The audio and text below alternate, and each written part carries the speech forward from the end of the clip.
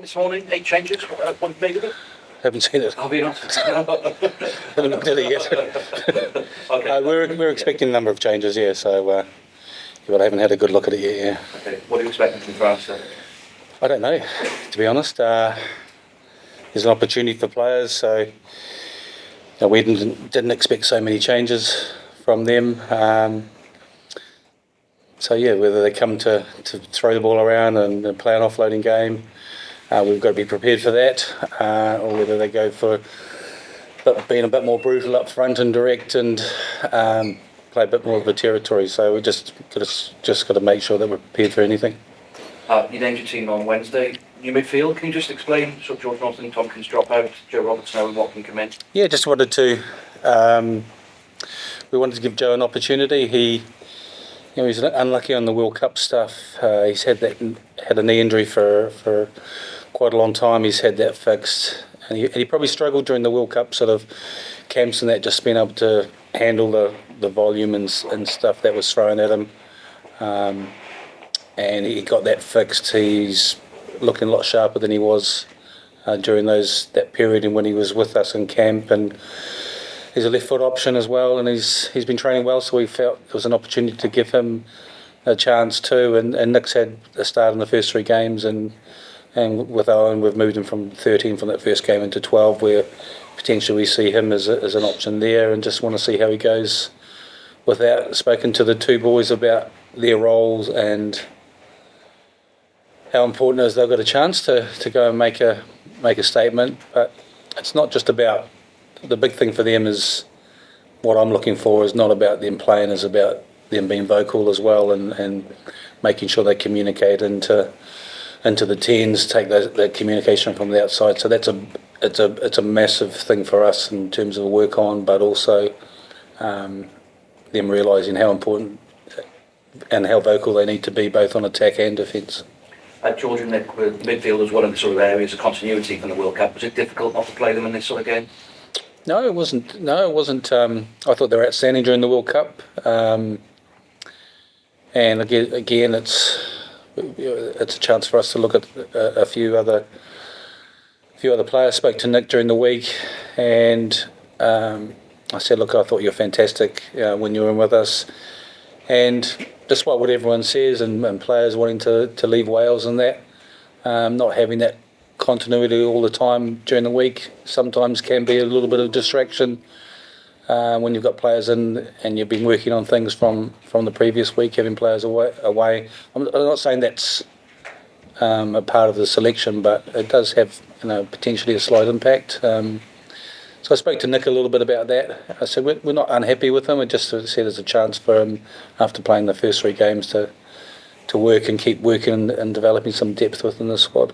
And with George, you've spoken about the tournament, about sort of talking about getting through to the next World Cup. You didn't play him in the opening game when you might have. Just thinking about somebody who's the experience of 120 caps, not playing this weekend.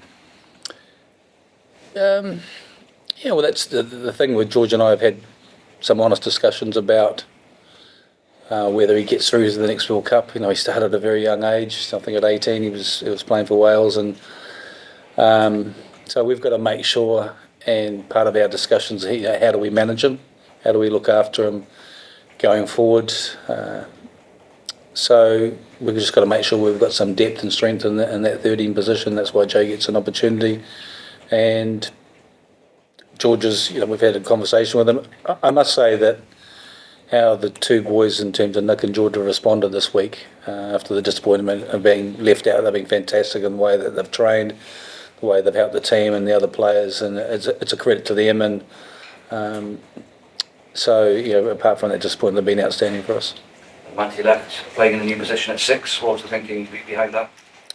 We'd spoken earlier in the tournament about that to Dav, about giving him that chance. He was pretty excited when we did talk about it in one of the earlier games, and he made a joke when we said we were playing in the second row, and he said, "Oh, you didn't have the guts to put me at 6, did you?" So he just said it wasn't that the right moment to do that. It's a good chance for him to, as a young player, to get that experience and that opportunity in a different position. And we probably bolster up a pack in terms of the size and stuff, and we know that what a big forward pack France have got, and they will put out, and particularly that first 20 or 30 minutes. Thought they were really direct against Italy in that first 20 or 30 minutes. Could have easily been 2 or 3 tries up during that time. So we've got to expect a real physical challenge, particularly in the opening stanza of the game. Dav, difference between 6 and 4 or 5? What do you see the main differences? Yeah, I probably don't think it's as much as a change as people from the outside think. Like, I'm just going to play my game like I normally do, and probably just the only change is the set piece, just the starter plays where you are off them. But around the park is pretty much a similar role. Obviously, you get to bring Will in as well, and we all know what he can do. So, yeah, really excited for the opportunity. And a new opportunity for you at professional level. Yeah. What do you expect from France? Yeah, like Gat said, a massive physical battle, but obviously they have that offloading game. We've prepped in a week now, for a couple of weeks, how to defend that and how to counter that. Also reviewing our island game, we've looked at our attack and how we can get better on there to put them on the back foot. So yeah, looking forward. Final one for me, Warren. How much of a boost and how important is an actual win for Wales this weekend, not for just the team, but for Welsh rugby in general? I think probably the man next to me is the best one to answer that question, because he's set an outstanding example about what the expectations are of this team, and we need to win, and that's what Test match rugby and international rugby is all about. So it's not so much for me that it's expressing what the views of the players are. So we desperately want to win, and we feel we've been going okay. We want to try and put a complete performance together. There've been parts of our game that we've been really happy with, and a number of things that we need to fix up as well. So we know we're on a journey, but we're trying to fast track things as quickly as we possibly can, and a win on Sunday will be a good stepping stone for that. Darren, same question. Well, yeah, obviously we're extremely disappointed to lose games, especially with the tight ones. I think watching the Scotland game back and seeing that second half and seeing the quality we have on our side and the things we can do, it's disappointing when we don't get a win. So yeah, just really looking forward to that 80-minute performance, and pretty sure if we do that, we'll win. Matt? Warren, not to labour the point too much, but just on Joe Roberts, we've probably all seen the promise he has and the potential he's got at this level, but why is this the right game to bring him in for George? Well, look, he's been training well. What he does do is he gives us a left foot option from a exit strategy and a kicking strategy. Traditionally well in the past, and over the last few years, France have kicked a lot. They've kicked a lot of ball at length, and they leave their players upfield and things. So we might at some stage have to get into a kicking battle and to use someone like that. So, and I think it's just reward for how he's trained. He's been outstanding in the way that he's trained. He's spoken to us about selection in previous games, and just said keep your patience and keep training and as well as you have, and you never know, you might get an opportunity. So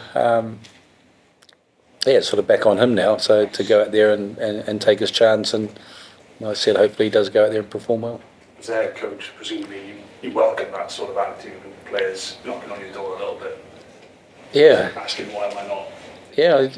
Yeah. So sometimes the question is, well, you tell me why you should be playing, and that kind of throws them a little bit every now and again. So they want me to tell them why they're not being picked, and I say, well, you tell me why you should be picked. So had a conversation with a player yesterday who asked that question, and I said, and I loved his response, because he just said, because I'm the best player in my position, and that was, I loved that. I thought it was fantastic that. I said, just keep working hard, and you just got to keep your patience, and maybe you get an opportunity soon. Are you willing to tell us? No. And you mentioned France's kicking game there. Can win it. It's obviously been very good so far this tournament, and has shown a sort of attitude of wanting to run the ball back at almost every opportunity he gets, and that's great to see. But is that potentially something you might have to talk to him about if France do want to get into a sort of longer kicking game? Yeah, it's something that Neil Jenkins has spoken to about. potentially us keeping our patience, making sure that sometimes if we are in that sort of kicking battle or that sort of ping pong, that we don't get bored of it, and when the opportunity presents itself, that's when we've got to make the most of a counter-attack situation. I think Cam has been outstanding so far in this tournament. He seems to be getting better game by game, and again on Sunday it'll be another step up for him in terms of a different challenge, and hopefully continues to go out there and keep learning and keep improving. Thank you. Ben? Yeah, just one from me, Warren. Obviously, Rhys Carray's move to Saracens has been confirmed this week. Is it disappointing that you said last year the door was open and proved you wrong? Is it disappointing that he's now probably off the limits in terms of his Wales career? Oh, look, I wish Rhys all the best, so he's made that decision to go, and hopefully he goes he goes really well up in Saracens, and we never know what's going to happen in the future with the 25 cap rule and stuff and things, so all I can say is just it's a new chance for him, new opportunity, a new challenge, and hopefully he does well. So was he in contention for the Six Nations squad? Was he No. in those conversations there? Rob? Dav, it must be frustrating, as you said, not getting over the line, but does that frustration potentially go into desperation? I mean, how do you address your troops this weekend going out, and where is that fine line? I think you're always desperate to win. From the first week, we're desperate to win. But in terms of staying composed, I think we've built on game, and I feel like we've got better. Obviously, players have stepped up, and players like Cam are doing really well. But in terms of this game, it's a genuine game we can definitely really win. Obviously, we're looking at the quality in the room we have, and we should be winning games. So that's just really what we're striving for, just following the game plan, and we'll definitely win. And when you look around the room, do you need to lift the players after 3 defeats, or is that desire good enough to keep you on boil? I think every time we go out there and play for Wales, you don't have to question attitude and work ethic. And I feel like the coaches know that as well. It's more just the details and being more accurate when we get in 22 to score some points. And when that win comes, do you think that might be the catalyst for that becoming the norm rather than what we're becoming used to? Well, I think every game's different. You've got to prepare every game like it's your last. So I don't feel like it's just going to happen straight away. I feel like it's just a continuous development. Warren, does the French side and the pack in particular just proves that big is beautiful in world rugby? Yeah, possibly. Yeah. They've got a huge pack, but that's a challenge for us. So it's about moving their pack around, and we saw what happened to them against Italy. That they do tire, and that creates opportunities for us. And as Dav said, there's been no lack of motivation. I've been thrilled with I can't question the effort of these players, and people are saying, is it a challenge to get them up in the next game? It's not a challenge at all, and they know and they understand the responsibility of putting that jersey and going out. So we're desperate ourselves to get that win, and we know we're not quite there, and there's a lot of work for us to do, but like I said, we've put ourselves in games and put teams under pressure, and even that scoreline against Ireland blew out a little bit. It would have been interesting if we had scored and we had opportunities at 17-7 to 17-14.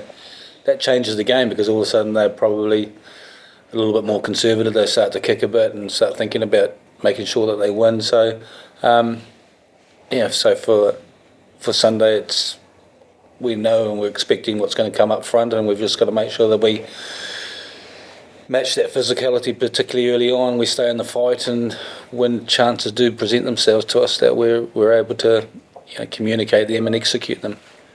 Roof open or closed? We've decided to close it. Thank you.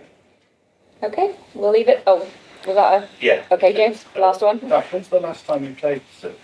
I haven't started there since I've been younger, but I moved to there in game for Exeter, so I'm quite happy with the position, and excited for it.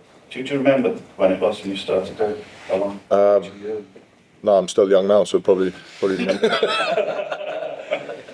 was a couple of years ago, he was 14, I think. Well, do you think the French are vulnerable? You know, the public are on their back, those are sort of gone a bit pear-shaped since the World Cup. Oh, look. Yeah, it's probably a little bit of a hangover there.